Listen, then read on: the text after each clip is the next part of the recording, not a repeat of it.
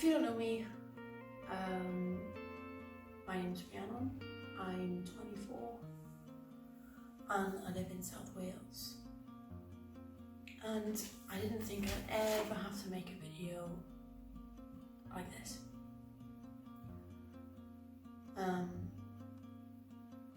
So obviously you've seen the title, and it's going to be something that's going to be quite difficult to talk about, and what's even weirder for me is sitting here by myself and talking into my phone, which I never ever do. So please bear with me. Okay. And as well, I'm really sorry if this is the way you are finding out. I've been trying to keep people updated sort of along the way, and obviously the day I found out I had the diagnosis. But it's been really difficult to keep up with that, and it's, you know, it takes a lot of energy to keep saying it over and over again, and then it's just tough and it's surreal and it's weird. So I'm gonna try to get it all in now and then have like a big mass, here it is, type of thing. Okay, so I suppose I could just start at the beginning. If I obviously I don't know exactly how long I've been living with it, but I think I have sort of an idea. So if we start maybe a year or so ago, maybe more, I started to feel off. It's the only real way I can describe it, because I could not explain what was wrong with me. I knew there was something, but I couldn't say what. So if you've known me for the past few years, I think most of you will, maybe refer to me or think of me as that fitness person. Now I was running a fitness Instagram for a good, couple of years, and I was, oh my gosh, so into it. It was my whole life. I used to be quite overweight. I was about size 16, maybe a little bit more, about pushing like 90 kilos, something like that. 13.5 stone-ish, I don't really know. So I really wanted to change it. I'd left uni, I was, really unhappy with myself and all that stuff. So I decided to start going to the gym. And not that long really, I'd gone from a size 16 all the way down to size 8. Amazing. My all-time goal, I'm going to be a size 10 and then I'll be happy forever and ever and ever. But then I went a little bit further than that, to be honest. And anyway, during that time, it was literally, I was solidly months and months and months at a time in the gym, and I loved it. It was like I'd found something that kept me focused, kept me driven. It brought this sort of confidence I had never ever had ever in my life, and I felt like, wow, you know what, I found myself. This is me, this is the best, I am loving life. And it was that way for a long time. And then about a year ago, maybe, I just started to feel off. Both mentally and physically. My body just wasn't really reacting the same way anymore. I felt like, obviously I got to the point where I could be pushing harder, I could go in longer, I could be doing more, I could be lifting more, I could be doing whatever. And then I just couldn't anymore. It was pain, tightness everywhere, especially, oh God, all up here, even to this day, and it is worse now. the pain, back pain, hip pain, joint pain, everything. And it's easy to justify why that's happening. You think, oh, probably too many years of, poor form and eating too much and going a bit too crazy, and now I'm just suffering for it, but I'll be fine, I'll recover. I'll step back a little bit and then I'll be fine. But I wasn't at all. And now I struggle, even sitting here now is not fun, but no, I can't ever be comfortable lying down, sitting down, standing. Not ever really. It's always something that's like, oh, I gotta shift around a little bit. But anyway, and also along with that, then my mental state was and is a mess. It got to the point where I was trying to push myself to go to the gym. I'd be feeling just, oh God, just really off, and I just couldn't do it, and I would just have a breakdown. A full-blown emotional breakdown. There's literally no other way to describe it, and there was this one specific time, probably more than once, I'd go to the gym, I'd be like, yeah, this is the day, I'll be fine, whatever, I'll sort this out. And then I'd do like 1 or 2 exercises. I'd start feeling a little bit of pain in my hip, whatever, and I'd be like, you know what? Screw it. I'm done forever. No, this is it. My lifestyle's over. Everything I worked for is gone. I don't even know who I am anymore. And then I would just sit on the gym floor in tears, crying, can't even get up. So I'm like, well, this is embarrassing. I have to leave. So I'd go down into the changing rooms, grab my stuff, sit in the car for an hour, uncontrollable. I was absolutely inconsolable, crying mess. And that's not normal at all. It's not normal. Excuse me, sorry, we're a bit funky. Yeah, so even after I drive home, I'm the whole time thinking, God, what on earth is that? Like, what is wrong with me? This is crazy. My hormones are all over the place. I'm depressed, mad anxiety, which wasn't abnormal before all the gym thing, but that really, really kept it away. I was super happy all the time. So I'm like, I don't know what to do about this.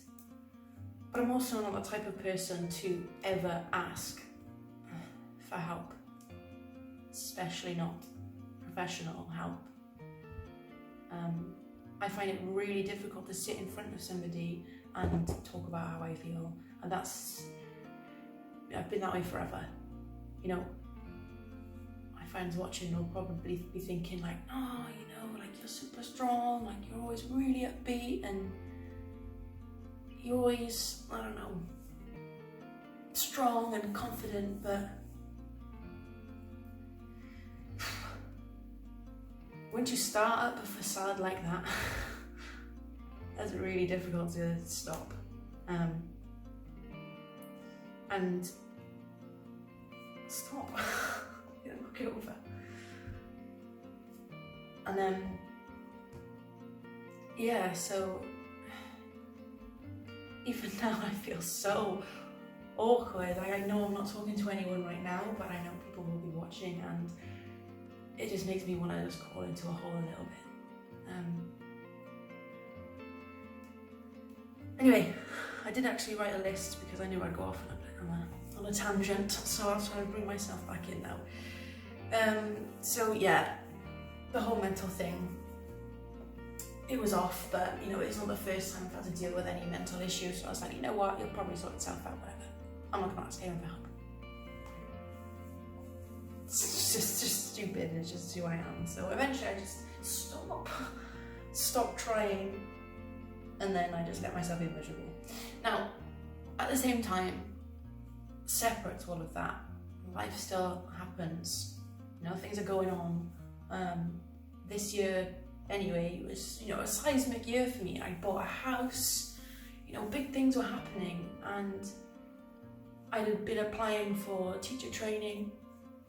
I've been working in a school. This is my 4th year in the same school now after I graduated uni, and all that time I was like, oh God, I need to decide what I want to do with my life. There's nothing wrong with being a TA, absolutely nothing. But if you consider all that drive and motivation I had with the gym, I wanted to transfer that into my everyday life. I wanted to start building a career. I'm in my early 20s now, and I want a family in the future. I want to start putting things in place that will make that a bit easier, maybe. I don't know. I'm thinking things like that. I'm thinking about, my car's falling apart. I want to buy a car. What sort of car can I afford? What can I do? Oh my God, I need more money. Oh, this is so stressful. Adulting is really, really difficult. That's the normal stuff I'm supposed to be worrying about. So I applied for teacher training, which was so stressful anyway, because I'd applied. It was long-ish process. I got invited to an interview. Whoa, amazing, yes, cool, going some way. And then 2 of my colleagues as well applied for it, and we all got the interview stage, and we were all like, oh my gosh, this is awesome, we can go through this whole thing together, this is amazing. And then we all went together to the assessment day in the uni, and it was like, oh, okay, this is so weird. I've never had anything that serious. All the way leading up to it, I was like, yeah, whatever, I'll just go with the motions, it'll be fine, whatever.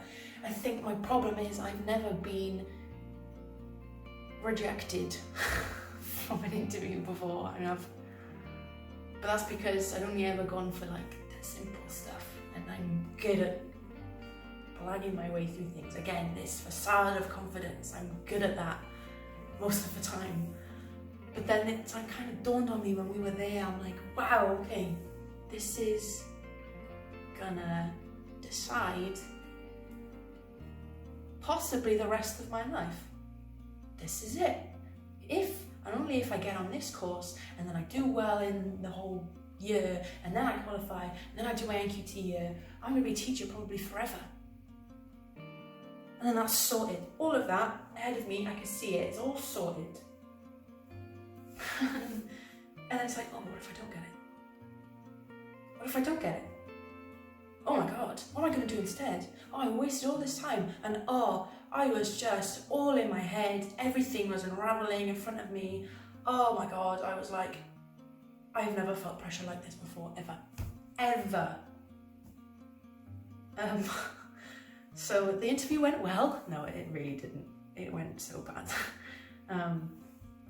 So you have to do a couple of literacy numeracy tests. I was like, oh my God, okay, whatever. This is stressful. This is timed. Oh my God. So I get that done. No idea how you do. They don't even tell you. They don't even say, oh, you had this, It's just, you got to do it online. You send it to somebody else that day, and then they have a look at it, and then that's it. You don't know any further. It's like, oh God, okay. I like to have confirmation of how good or how bad I do in something. And then you have this group interview, which I thought, it went okay. I thought I took a pretty decent role in it, but again, you don't know because all you are is in your own head. And then the individual interview came after that, and turns out I'm not very good when there is more than one person talking to me, and it's just me by myself, and that's it. They will ask a question. I will be more focused on how I look. Do I look like I'm listening? Do I look like I'm taking this in? Oh, what did they say? Oh, I can't ask them again because that'll be embarrassing. I can't make it look like I've looked like I was listening and then have to ask them again. I'll look like an idiot. But if I say nothing, I'll look even worse. So I'll just have this absolute waffle, and I have to just hope it is relevant to what they ask me. Oh, yeah, I really, really, really, really hated that. I hated it. And then after I came out, I was like, guys, I really messed that up. And I definitely thought that was it.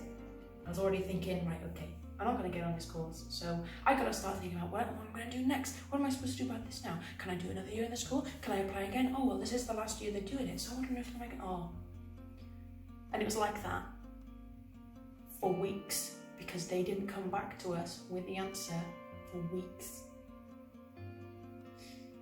And you just have to pretend like everything's fine and go along with it. So when we did get the confirmation emails, I was rejected, obviously. And then it was like, I wasn't surprised, but I was shocked. I wasn't surprised, but I was shocked. Because still, I need to have that structure. I need to know what's next. And I didn't. Oh, it was horrific. But anyway, that email came in, and then I emailed my my line manager, who was helping me with the whole thing, and I was like, oh, I'm so sorry, I've disappointed you, disappointed myself, blah, blah, blah, blah, blah. And she was like, no, don't worry about this, I'll sort it. This is ridiculous. Because, everyone I was speaking to beforehand, managers, they were like, it's easy, you're going to get this, this is one of the strongest applications we've ever seen, and you'll be fine. And then after that interview, I was like, I think you're wrong. I think you are wrong. Anyway, it is ridiculous that, it doesn't matter how hard you work for 3 years or how much potential you have, it all depended on that one day. So they held my back, and it took about a week, but behind the scenes, they were going back and forth with the uni, and I think it went all the way up to the Dean of Education, who incidentally is my old head teacher, which is cool. So it's nice to think maybe he had a say in it, but I did get on the course, eventually. But, stress. And then finally, relief, happy, whatever, I did it. And then it dawns on me, oh my God, this year is gonna be really hard.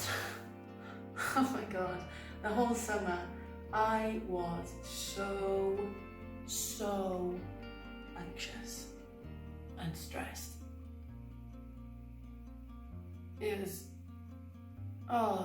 It was like a mixture of, no, this is the right thing, this is what you want to do, you'll be great at it, blah, blah, blah. And on the other side, it was just unbelievable stress. Unbelievable stress. It was crippling. I didn't leave the house for weeks over the summer. I was just so locked in my own head, like, oh my God, what if I've made a mistake? And again, for something I wanted to do so badly, that's not normal.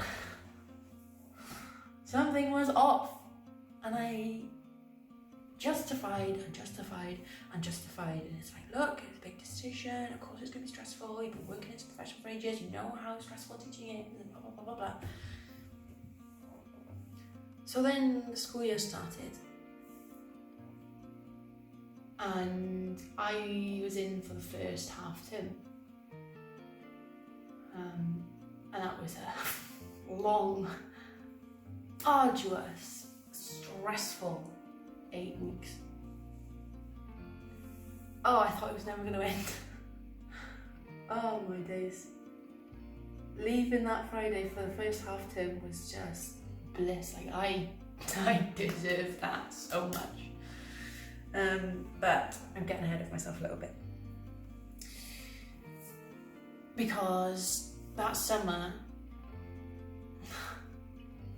the first week, I'd been away with my partner's family, and I felt super weird then as well, but it was kind of, I don't know, I was just in just a permanent state of being stressed. I was so stressed all the time. I'm like, I'm on holiday with people I love, and I feel terrible. And then, there's this whole other thing as well. Trying to come back from France to get the flight, and we were like, we got plenty of time. Bearing in mind we were flying from Paris at like 6 p.m. We're still in the centre of Paris at even 5 o'clock. It was just something like that anyway. But we were this close from missing this flight, and I thought I was just gonna die then. It was unimaginable, and I would not recommend anyone ever do that ever. So anyway, stress, and we finally get, we get on the flight, we get back, we go back to my partner's mother's house where we'd all met, and then we'd all gone together to the airport. So I don't know why, but both me and my boyfriend, we drove up separately to his mother's house. I can't remember why, but it was necessary for some reason. So we both, packed up our cars and we both drove separately home to our house.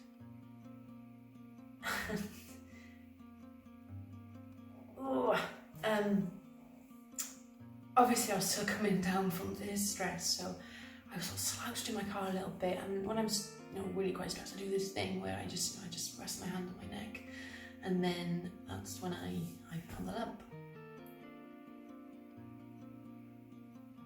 And straight away I was like, oh God, this is bad, I'm gonna die, oh my God, what the hell is this? So that whole journey by myself, about 45 minutes, maybe more, all the way home going, oh my God. And then I get home, obviously before Harrison, because he drives really slow, or I drive ridiculously fast, it's probably that one. And he comes through the door and I'm like, I got this thing on my neck, oh my God, can you come and have a look? Oh, I got this lumpy, blah, blah, blah. He was like, you should probably go to the doctors. And then my brain just flips, and I'm just like, I'll tell you what, that's probably nothing. There were loads of midges, and we got bitten a lot, and it's probably just some sort of infection, or my lymph nodes are swollen. It's fine, don't worry about it, I'll be fine. I'll just wait. Why am I like this? Why am I like this? So I waited, and that was the beginning of August this year, and it's now the end of November. I didn't go to the doctors until the beginning of October, and that was only because the lump itself, it wasn't as big as it is now, and it was causing me a little bit of a little bit tight whenever I was a little bit sore. So I remember just hanging out in my colleague's classroom, just being like, really flippantly, like, it's just this lump is giving me a bit of bother, but don't worry about it. She was like, what? What do you mean you have a lump? She's like, show me. So, I move my hair out the way, it's like, oh no, it's fine, whatever. And she's literally like, I don't know, more than 5 meters away from me. She was like, I can see that from here. You have to go to the doctors and check that out. I was like, nah, don't worry about it. She was like, oh my God, you have to go to the doctors. I am not letting you leave today before you have rang the doctors. And I've seen you make an appointment. I'm like, oh God, no. I hate ringing people. I'm too anxious for this. It's fine. It's stressing me out, whatever, blah, blah, blah. I mean, thank God she did. And, how would you thank someone for that? Because who knows if I'd checked it out. I mean, I might have left it years because I'm like that. An idiot. So I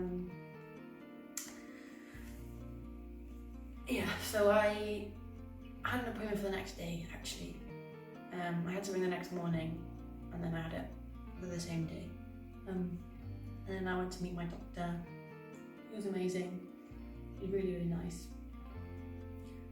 And I said, oh yeah, I've just got this this lump, I should get it checked out. And then, you know, she took a look at it, she took a bit of a feel, and she was like, right, okay, yeah, you know, this lump is, you know, it is quite big, but I mean, come on, you're 24, you're so young, I really don't think it's anything nasty or anything to worry about. Amazing! Wow, thank you, this is great. But, you know, just to be on the safe side, I'll send you to get your bloods taken, I'll have a look at that, and I'll put in a request for an ultrasound for you. Oh, okay, sound. Alright, whatever, just rule everything out, I can get online on my life, give me some antibiotics, get rid of this thing, and then I can be fine, I'll move on. So I went to get bloods on the Monday, so that appointment was a Friday. I went on the Monday to Barry Hospital to get my bloods taken. So that's fine, whatever, like, I'm not really fazed by needles or anything like that. So I had that done, and then, you know, a couple of weeks had passed, I hadn't heard anything, so it's usually like, oh, no news is good news, which is my least favourite phrase ever.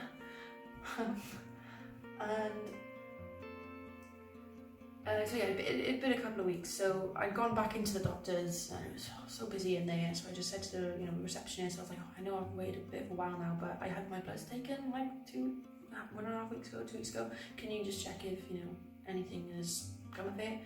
So she quickly checked, she was like, oh yeah, all fine, no further action needed. So I'm like, oh my god for that. Stressed out, now it's done, it's fine. I hadn't heard anything about the ultrasound, maybe they just cancelled it because they don't need to do it anymore. And then half term came, finally, half term came, amazing, happy, whatever, getting into the swing of things now, I think I'm doing alright, you know, things have been going really, really well in the job, however stressful it was. And then the letter came from the hospital with my ultrasound appointment, and then I was like, oh, it's still on. Okay, fine, I'll get this done. So I'm back in work on that Monday then, because, you know, half term is only a week. Back in work on the Monday, and then that evening I go to hospital for the ultrasound. And then sort of like at this point in work, I'm checked out. The teacher in me had not woken up that morning or that week and was not with me at all. It was just me being an anxious mess. But I think I played it off really well. Again, I'm good at pretending that I'm fine. And, you know, I hadn't really told anyone at that point, only really, I had to tell work, actually. You know, I told my, you know, big boss, I told the head, because for that blood test I needed to leave school early because of the times that they could take the blood, so she actually had to know. And obviously my colleague, Meg, who forced me to go to the doctors in the first place, she knew, kept her updated. I think a few other managers actually, and my boyfriend and my sister. That was it. Because still I was like, you know, no point telling anyone, no point worrying anyone for no reason. Didn't even tell my parents. Work had to know before my own family, which was weird. But still, at this point, you know, it's probably nothing. I'm young, there's no reason I should worry, you know, I'll be fine. And then I had the ultrasound. And having an ultrasound is really weird. So obviously it's just like this machine, and they have to put like, oh god, a whole bunch of gel on me, and I was like, god, this is horrible, this is just really weird. I'm in a weird room with strangers, I'm waiting in a waiting room full of strangers, full of people waiting to get ultrasounds for their babies, and I'm like, oh, okay, weird, surreal, don't like it at all.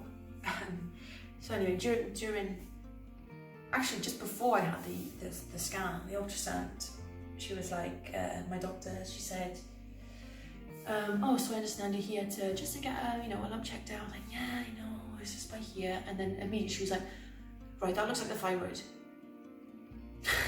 And I was just like, all right, cool. Doesn't make any sense to me, but okay, let's go with it. So I lie down, she's having a really good look around, and you're obviously focusing on all this side, where she's going all the way up down here, all the way up here, like that. It's just everywhere. Oh, I feel like it just took a whole year to just get through that appointment.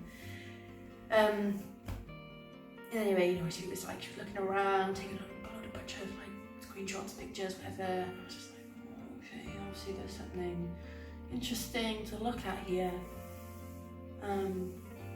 There was a lot of well done, you're doing amazing. A lot of this kind of undertone of you'll be okay. Without having to say it. Or, oh, there's something here. Can't tell you though.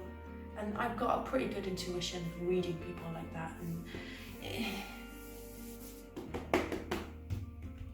And people, my partner included, if I mention anything that something could be bad or whatever, he's like, oh, you're so negative all the time, and oh, you're always glass half full and blah blah blah.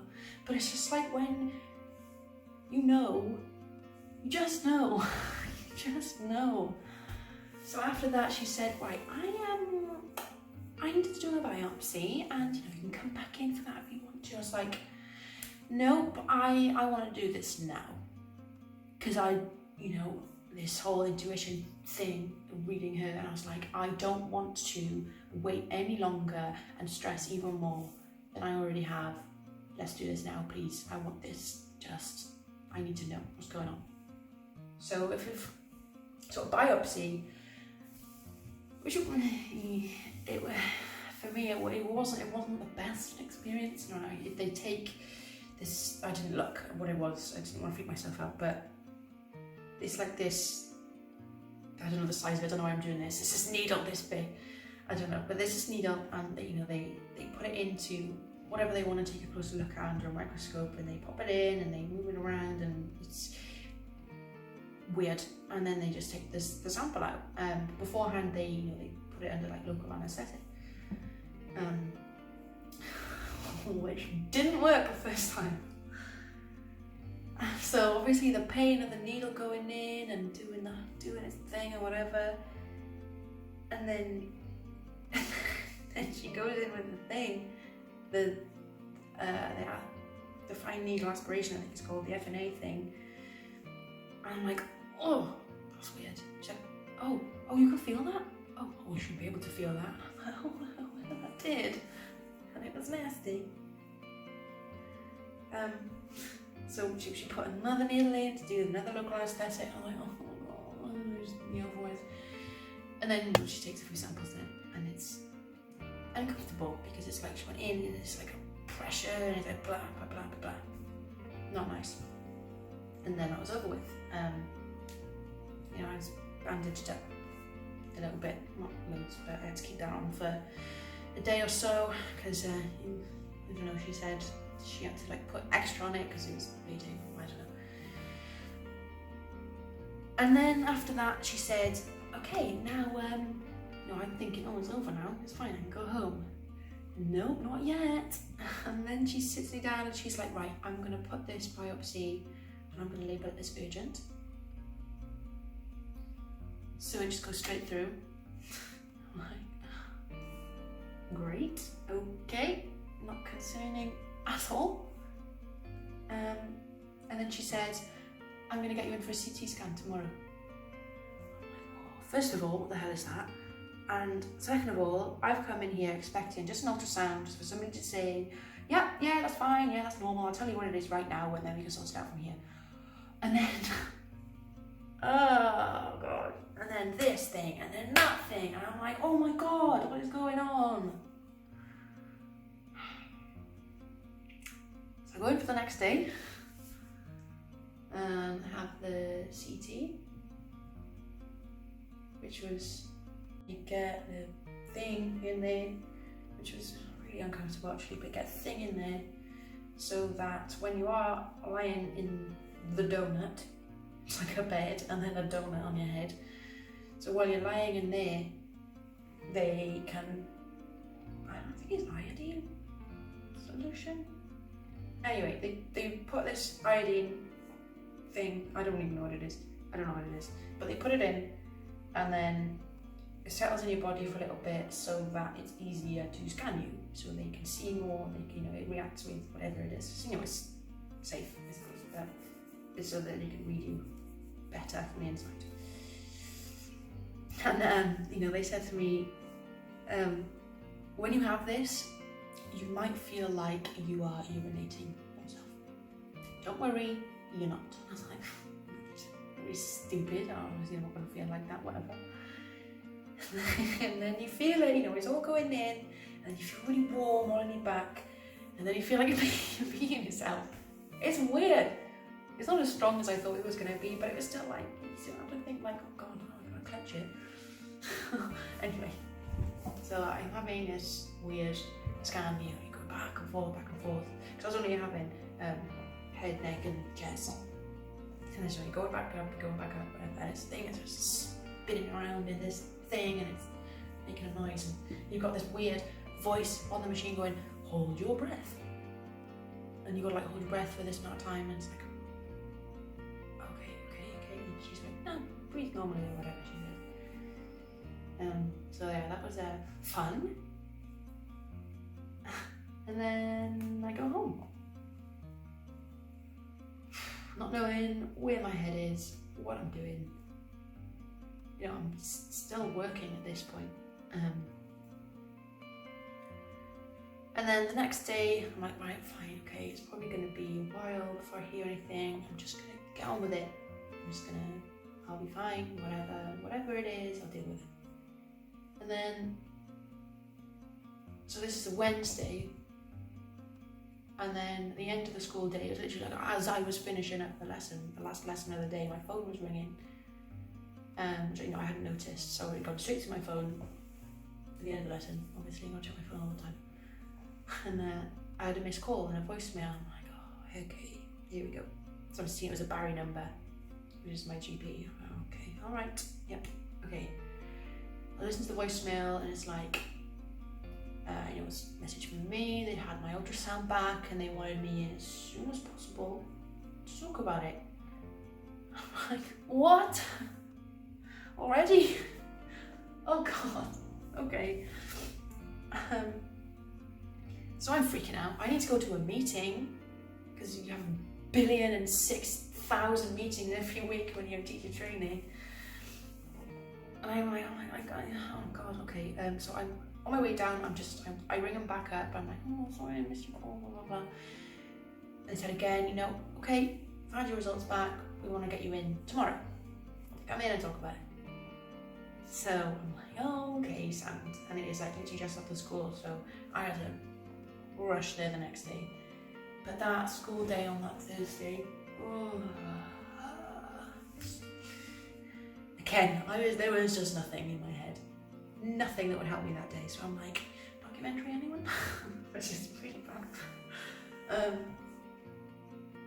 Yeah, and I remember people coming in to speak to me, and I'm, lights are on. There's no one in today. They have left the country, and I don't know if they're coming back. Ever.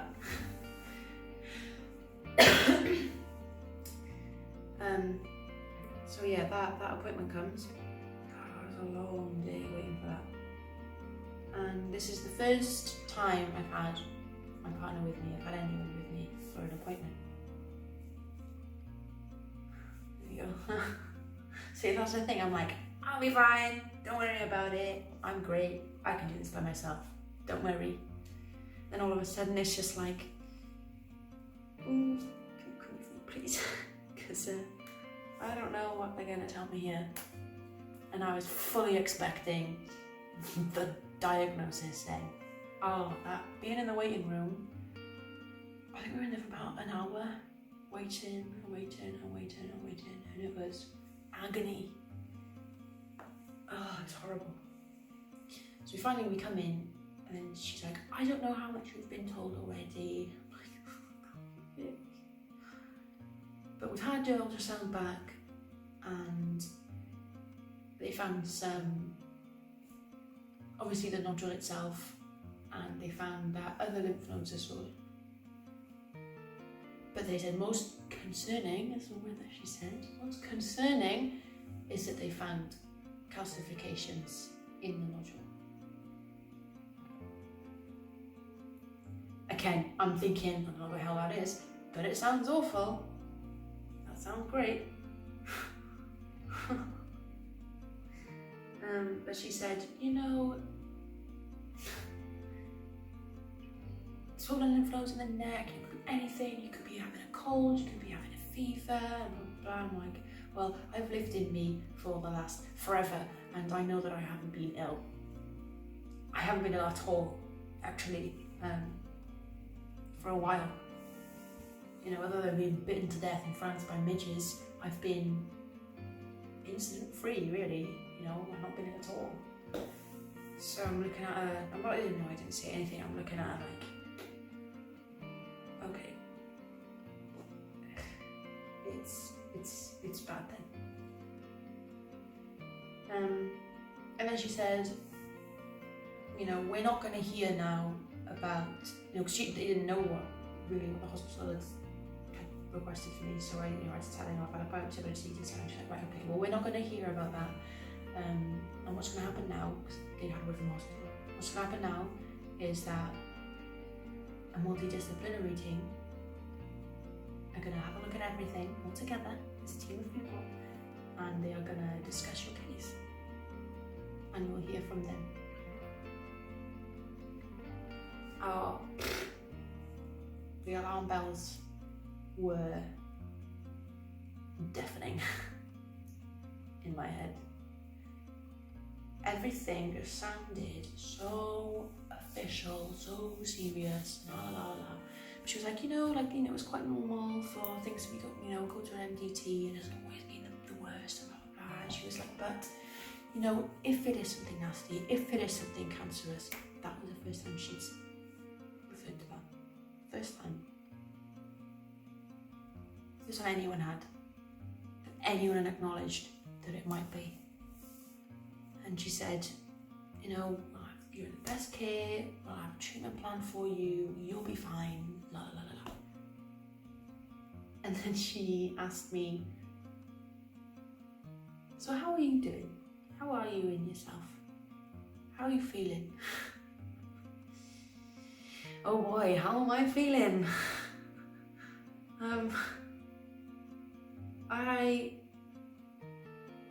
There was no point pretending anymore that I was fine, because I wasn't. In any stretch of the word, I was not okay. And I was describing to her how, at work, I'm not present. I was explaining how, every day I would wake up at 5:30, I'd be in work by probably about 7 at the latest, I'd get all stuff, and I wouldn't leave until about 6 p.m. or later, depending on what I had to do. And that was my life for 8 weeks. And I said to her, this week I'm strolling in, just like later than usual. I don't even know how long. I didn't care. I just didn't care. I'd wake up maybe 6, maybe a bit later, which is still super early, but it is a lot later than I would normally. And walking around the house, I should probably have a bit of breakfast. I'll have a leisurely shower, whatever. Didn't care. I just didn't care anymore. There was just no room left. There was no energy left for stressing about work at all. And I was saying, my lessons, I'm disengaged, you know, and that's not okay. You know, it's not doing me any favours, not doing the kids any favours, not doing my colleagues any favours, it's not doing anyone any favours, and I just couldn't do it. And now, thinking about, you know, because she said it'd be probably about 2 weeks and I'll hear back now, and the thought of another 2 weeks after it suddenly escalated to something that could be real, could be serious. I just thought, how the hell am I going to do this? And I didn't mention anything about, you know, being off or whatever, but she was just like, I think I should sign you off, you know, whilst she waited. And as soon as she said that, I was like, you know, initially I was like, what? But then this like wave of relief, I can't describe it, this wave of relief and that clicking feeling that it's just like, that makes so much sense. Why hadn't I thought that?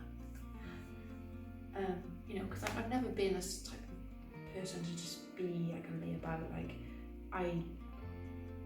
again, like, you know, that sort of, I like to be focused on something. And, you know, I've always been quite hardworking. But when she said it, I was just like, oh, yes, please. It's just weird. I was like, yeah, why not? Let's have a go at this.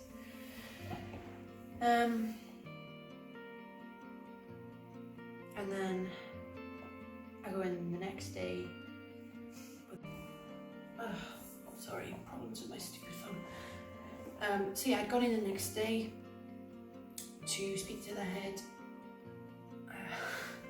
which was really, really difficult. You know, it's one thing having a meeting with your boss, and then it's another having to talk about what's happening and how vulnerable and scared and not okay you are, and it's not nice having to do that in front of anyone, but less so in front of your employer. I don't know, I just it wasn't nice. But you know, fortunately I had an amazing colleague in there with me to support me, and you know, the school were really supportive, and they said, you know, keep in touch, and you know, if there's any time you want to come in, and that's fine, and all of this. So that was nice. So I left that meeting feeling better than I did going in. So that was that Friday, and then, you know, I had the weekend, so it kind of, you know, sunk in a little bit more, but not really. Then I decided not to go in that week. Because, you know, everyone was saying, you know, oh, if it's bad, you'll hear straight away, and I thought, oh yeah, you know, you're right, you know, I'm sure if it's bad, they'll be straight on the phone with me, and you know, that'll be that, and everything will be pushed on really, really quickly. That's not how it works. At all.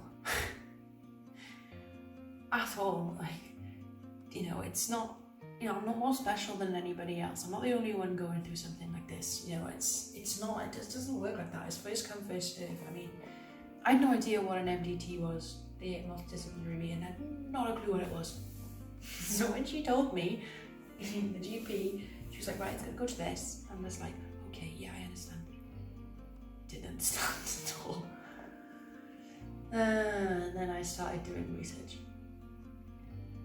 And so began the real research, really.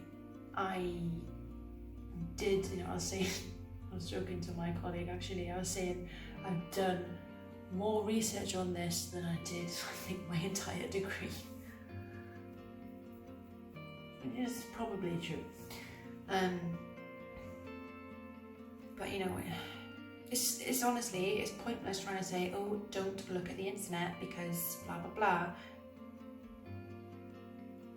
I mean, I'm a millennial. Everything's available on the internet, and I know how to look for it. I know how to decide what's credible and what's not. You know, that makes any sense. So I did a lot of research, into what the NGT does, who they are, thyroid issues I was looking at, other conditions I was looking at, and even like during that time when she said it's the thyroid, I was like, I don't even know what that is, but I'm sure that's not it. I don't know what the hell I was thinking, because like it's funny we've shown it actually, so I don't know how well you can see that, but it's all here. And I was like, nah, I mean, the little I know about the thyroid, it's there, it's down here, it's not there, you're talking rubbish. I mean, what qualified me to do that? Nothing. I just thought, it's a lymph node thing, maybe, I was looking into lymph node disorders, I was looking into non-Hodgkin's lymphoma and things like that, and I was like, that's probably it. Stupid. So yeah, that first week, in between doing actual things around the house and trying to keep busy, and the nights were spent reading, watching videos, everything really, finding people who were going through the same thing as me, and there wasn't that many actually, not that many at all. And yeah, it's one of the main reasons I want to do this, because I wish that I had, somebody from the UK going through the NHS and sort of steps and things to expect, things I'm going through now. I couldn't really find anybody. I think I found one person, but I think, you need more. So hopefully I can contribute to that, and I don't know, I just think sharing your story, I mean, it's helping me. I mean, obviously if you compare to what I was like at the beginning of this video, it does help actually to talk about it, even if it's no real person in front of me. I think that's probably better for me actually. Anyway, so the first week goes, hear nothing at all from anyone. No hospital, no GP, nobody. So, it's 2-week limit or whatever, and so now in my mind I'm like, I'm gonna hear something next week, so I take that week off as well. Sure enough, on the Tuesday, this is so stupid, I was like in bed like all morning, I mean a lot in the afternoon as well, on my phone, waiting. I had to have my phone in my hand all the time, just in case.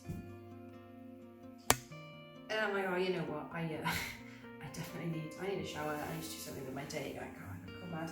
And I'm in the shower, and I'm literally thinking to myself, I bet you now, I'm gonna come out of the shower, I'm gonna have a missed call, I'm gonna have a voicemail, I bet you that's what's gonna happen. And then, sure enough, you just know, you just know things. You have this sixth sense. So yeah, that Tuesday I had a phone call from the hospital, from my consultant secretary, saying that they wanted me in Monday, and that was Monday just gone. It's Thursday now, and I went into hospital on Monday. So obviously I at work no, I had to get another note actually, because I didn't cover that. I didn't cover the Friday and the Monday, so I had to get a note there. So yeah, Monday comes. They want to see me at 1:45. My mum picks me and Harrison up from the house, and then go to hospital. And I'm feeling not as painfully anxious as I was for that GP meeting to discuss the ultrasound. Nowhere near that. I was a lot more ready because, as I said, I was doing extensive research into all the symptoms, calcifications, and everything. I knew what it was going to be. And as well, on that Tuesday when the secretary rang me, she said, "You're going to see the thyroid specialist. You're going to have a letter in the post, but I just wanted you to know, just in case this doesn't arrive to you before Monday." So then my research, I did the best part of a week. My research, mainly, it wasn't looking at anything else anymore. I was looking at that and all the symptoms there and all the videos of people talking about their experiences. And there was this one girl who was talking about the way her personality had changed. That,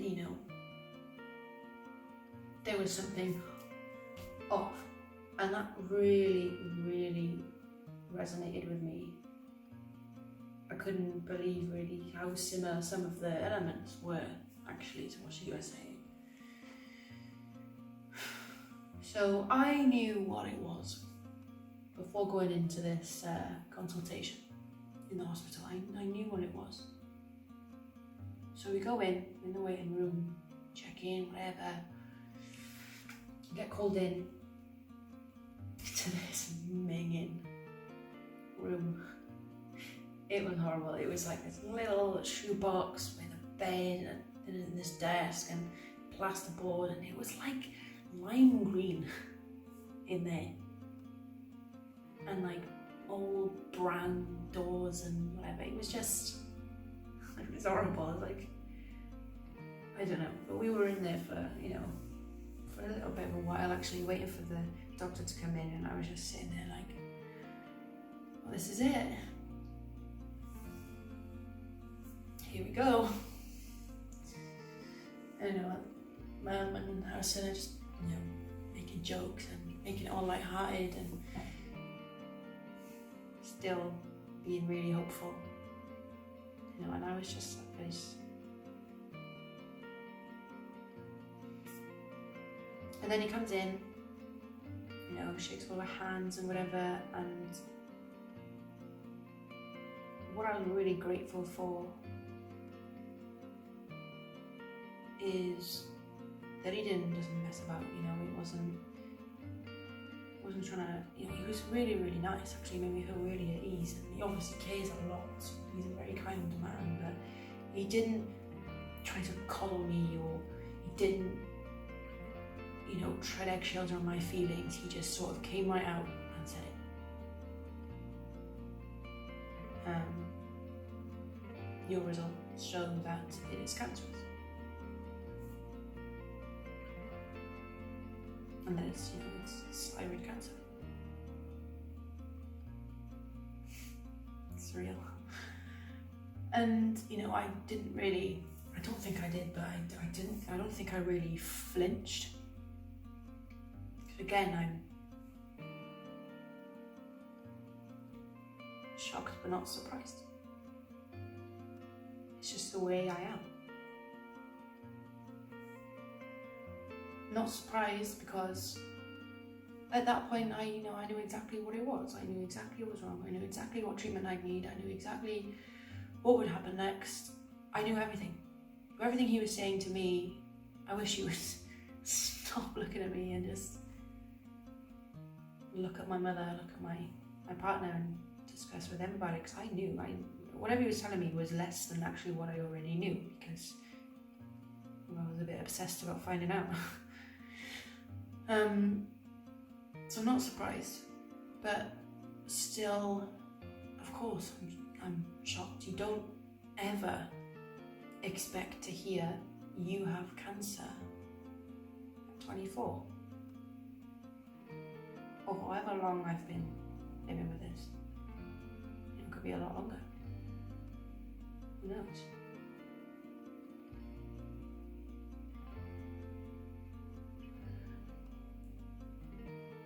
So yeah, so there's a tumour on the back of my thyroid, which is why I guess there was never any lumps at the front. But it has spread to my lymph nodes, and this one in particular. But spread to lymph nodes in thyroid cancer doesn't spell the end of the world. That's actually, it is expected, because that's how in most cases, that's how it's found really. In a routine exam, or we ill with something else and then they feel it down here, or I found it myself. I wouldn't go to the doctors otherwise, so I wouldn't have been found accidentally. Oh, it's just so stupid. Or you might be having a scan for something else, and they pick up on it, whatever. So it's normal to, and it doesn't have any sort of effect on your prognosis or how bad it is or whatever. It's pretty much the same treatment. I think the only thing with me, had they found it earlier and it was just the thyroid and nothing else was affected, then that first treatment option, well, that's what happens anyway. You either have a partial one or a total thyroidectomy, is where they go in and then they carefully remove the whole organ out, the total thyroidectomy. But what I would need, I need obviously the whole thing out, and what's called the neck dissection to get rid of this and the lymph nodes that are affected. So yeah, on the 9th of December, so today is, what is today, 28th of November, I'm gonna have major surgery, a major operation. I've never even had stitches before. I've never had a major break of a bone. I fractured, I can't remember which arm it was when I was a kid, fractured my arm, and I was a pretty reckless child, and I've had a bunch of x-rays, whatever, but yeah, my hospital experience doesn't really extend further than visiting family or whatever. So that's something I'm trying really hard to come to terms with. Again, I'm that sort of person, I procrastinate, I won't think about it until the last minute and then I'll get really, really stressed. But that is on my mind a lot. I don't really care about how it's gonna look. I'm not like, oh, I will on a scar, grow up. No offense, but that's really the least of your problems. If you need surgery, you need surgery, and they're not going in for the sake of disfiguring you, it's to help you. So anyway, I don't know the extent of the scar, or I know it's at least going to be this, and I'm not sure how that's going to heal, obviously. I don't think I've really ever had any issues with scars not healing properly, but I've from the videos I've seen, either it heals like a thin white line and it's barely noticeable, but some people, they have what's called keloids, I think it is, where it just grows like a mountain range and it goes overboard with the scar tissue and it's a bit minging, and you have to do a lot of massages or whatever. So go either way, I suppose. Again, it's the least of my worries. So the operation itself should take, it's going to be at least 3 hours. The thyroid, even though it's not super deep, but you do have your vocal cords, sort of wrapped around it or whatever, and they have to really carefully work the way, and there's a chance that I will have permanent voice changes or hoarseness, raspiness. Maybe I can't shout anymore, how am I supposed to do if I'm not shouting at them? This is stupid. But for those of you who know me really well, my time in uni was really characterised by my singing and the society I was involved in and worked in. And I think if something worse was happening or whatever and I couldn't sing anymore, I think I would be devastated. But anyway, pointless thinking about stupid things. So I have the surgery or the operation. I'm watching so many American videos, you can tell. And after that, then I need to have radioactive iodine therapy, not iodine, which everyone else has been saying. I need radioactive iodine therapy where I'll go to a place called Velindre Cancer Centre, and I'll have to take this pill, and it's radioactive iodine. And the reason it's iodine is because the thyroid absorbs your iodine in your diet. It's just lots of that stuff. It's how it creates how it synthesizes it to create the hormones that it flushes through your body and to make your body work properly. So they're gonna put that in me, and because I'll be radioactive, super cool. I've never been radioactive before. I'm gonna have to be in quarantine for at least 3 days, something like that. And yeah, I'm not sure after that then when I can go back to work, depending on obviously that everything is fine. So I'll have that, I'll be in quarantine, and then after some time has passed, I'll have a scan to map where the iodine has been taken up in my body. So the theory or the rule is, I guess, that if it's showing that it's being taken up elsewhere, then that would indicate that the cancer has spread, and then obviously you deal with that when you get there. But they said the CT scan showed that the disease, he said, the disease is more or less, is just contained around this area, which is good.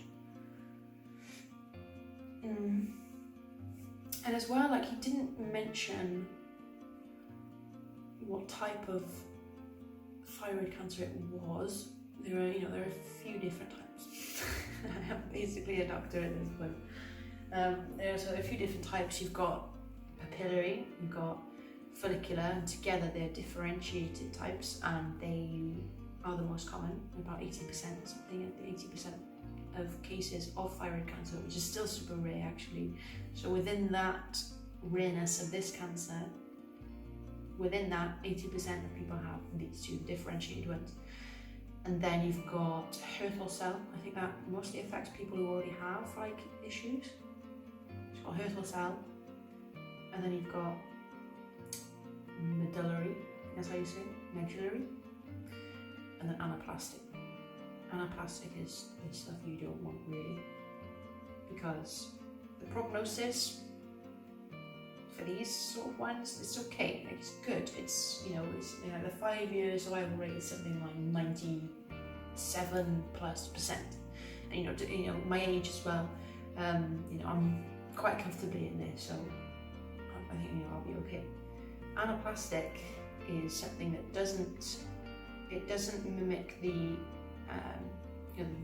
mutation is different, and even though it comes from the thyroid, it's sort of been mutated into something that's I think it's in your blood, but it's really fast spreading, and it doesn't respond to the radioactive iodine because it doesn't have the same sort of structure there, so it doesn't take up that iodine to get off. And there is a man actually who I watched all his videos recently, and he started off with follicular. It's a lot worse of a prognosis from it, I think. I don't know. And then eventually it turned into the anaplastic. And he was told it wasn't good news, and that was quite a while ago, over a year ago. He was told he had basically had months to live, but you know, he's gone through clinical trials and he's doing well now. I think he's doing okay. So,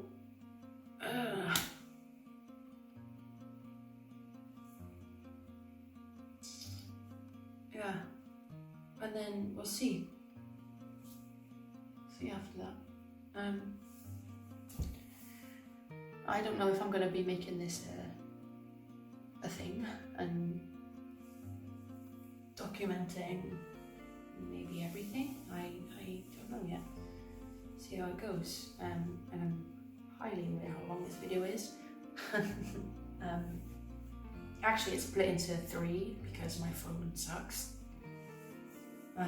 So I don't have, I was going to say much experience. I have 0 experience of vlogging or taking any videos and editing. You know, I've done a few for Instagram. I'm not talking in it. It's literally like 10 seconds of this exercise, 10 seconds of that exercise, 10 seconds of this exercise, and like a reel, like whatever. It's easy to do that. I've never had to edit. Me trying.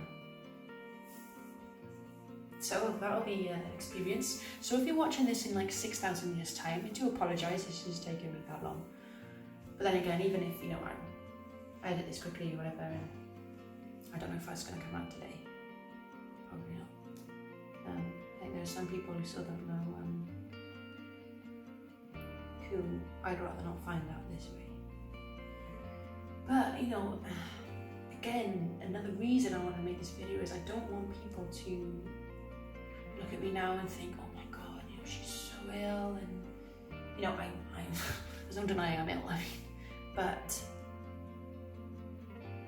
I still have youth on my side. I still have relative fitness on my side, and prognosis is good. The treatment's amazing. Anyone has found to work exceptionally well. There's no reason why I won't be cured after, you know, the surgery and the follow-up treatment. You know, that might just be it forever, and then I might be, you know, I might be fine. And you know, that's what a consultant was saying. He was saying, you know, after this, there's no reason for you not to live a long and normal life. After. Oh, I guess I'm part of the club now then. Okay, so I think that's covered about everything. I don't think I should be talking anymore now because I don't think I'll ever stop. So thank you for taking the time to watch this, just listen to me drone on and caring enough to find out. Oh, actually, yes. Speaking of caring, I just want to say a massive, enormous thank you to everybody who has been just unrelenting in their support and checking in on me every day and wishing me well. That has made so much difference. Like, it is stupid, but I mean, if you think the way I do and you're quite negative most of the time, you don't realise how much people do care about you and how much they really, really deeply care about you until something bad happens. But you know, there's no reason why you should ever feel like people don't care. So, you know, I'm not saying that I thought that nobody cared about me, but I didn't realise the magnitude of it, and I just honestly can't thank everybody enough. And knowing that I have everybody by my side now to go through everything, and I know I'm not alone, and it gives me a lot of strength.